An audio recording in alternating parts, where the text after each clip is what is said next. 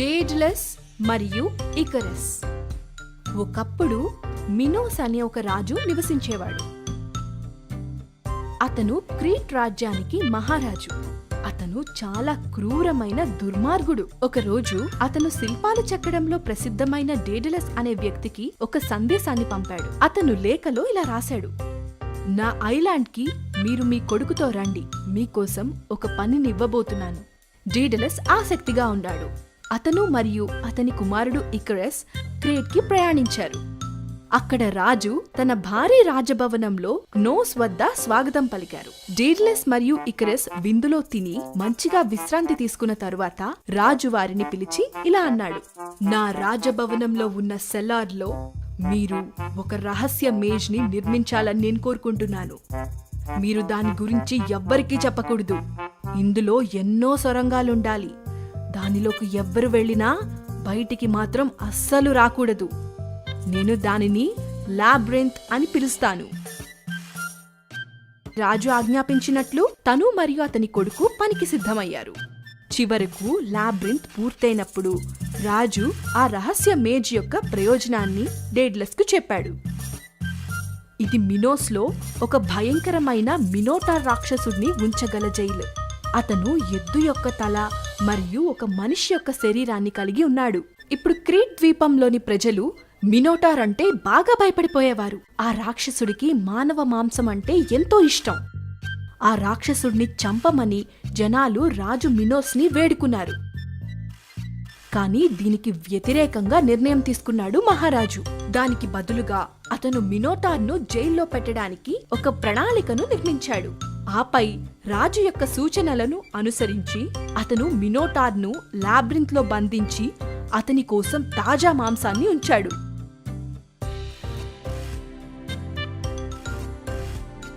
లాబ్రింత్లో బంధించబడ్డ మినోటార్కి అక్కడి నుంచి తప్పించుకోవడం అసాధ్యం. మినోస్ రాజు తెగ ఆనందపడిపోయాడు. ఎవరినైనా ఆ లాబ్రింత్ లోపలికి పంపిస్తే వాళ్ళు అందులో చిక్కుకొని ఆ రాక్షసుడి కంటపడి దానికి ఆహారమైపోతారు. ఇప్పుడు రాజు దగ్గర అతని శత్రువులకి విధించడానికి సరైన శిక్ష ఉంది. డేడ్లస్ అతని కుమారుడు రాజు వద్దకు వెళ్లారు. కాని డేడ్లస్ తను పనిచేసినందుకు డబ్బు ఇవ్వమని అడిగినప్పుడు మినోస్ రాజు నిరాకరించాడు. హహా, నేను మీకు డబ్బులెందుకు ఇవ్వాలి? నేను రాజుని. నేను ఏదైనా చేయగలను. అంతేకాకుండా లాబ్రింత్లోకి వెళ్లి సజీవంగా బయటకు వచ్చే మార్గం మీ ఇద్దరికే తెలుసు. నేను నిన్ను రాజ్యం నుంచి బయటికి వెళ్లనివ్వను అని చెప్పి తన కొడుకుతో పాటు డేడ్లెస్ ని లాబ్రింత్ లోపల పడేశారు. ఆ రాజు రాక్షసుడు డేడ్లెస్ ని అతని కొడుకుని చూస్తే తినేస్తాడనే నమ్మకంతో ఉన్నారు.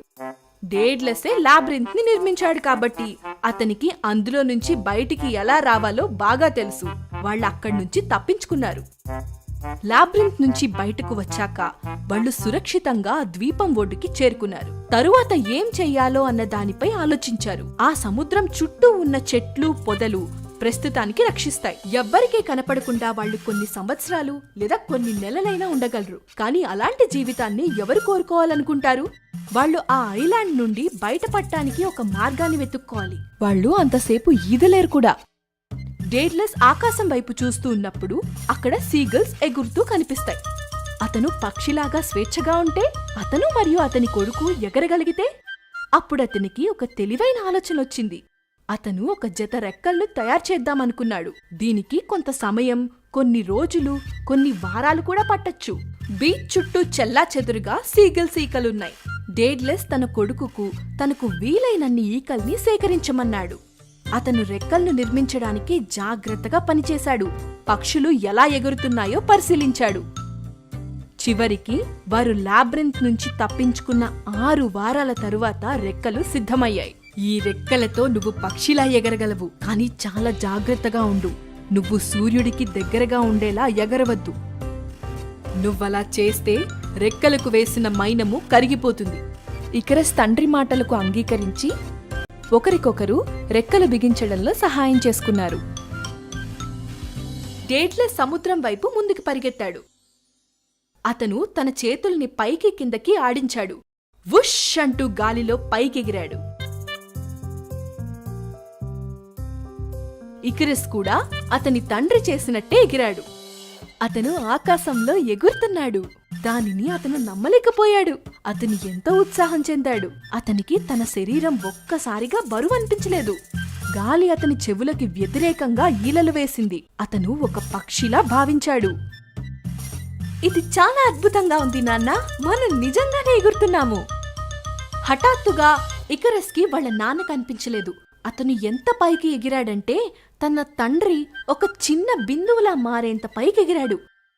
అదే సమయంలో అతని రెక్కలు ఊడిపోవడం గ్రహించాడు. వెంటనే సముద్రం వైపుకి వెళ్ళిపోతున్నాడు. అతను సూర్యుడికి చాలా దగ్గరగా ఎగిరాడు. అతను తన చేతుల్ని ఎంత గట్టిగా ఆడిస్తే అన్ని ఈకలు కింద పడిపోయాయి. నాన్నా, నాన్న నన్ను కాపాడండి, నా రెక్కల్లో ఉన్న ఈకలన్నీ ఊడిపోతున్నాయి నాన్నా, ఏదో ఒకటి చేయండి, నాకు చనిపోవాలని లేదు. ఇకరస్ ఒక రాయిలా పైనుంచి కిందకి సముద్రంలో పడి మునిగిపోయిన ఈ ఘోరమైన సంఘటనని డేడ్లస్ తన కళ్ళారా చూశాడు. తన కొడుకుని కాపాడడానికి ఏమీ చేయలేకపోయాడు. ఇది చాలా బాధకరం. భారమైన హృదయంతో అతను ఎగిరి సురక్షితంగా సిసిలీలో దిగాడు.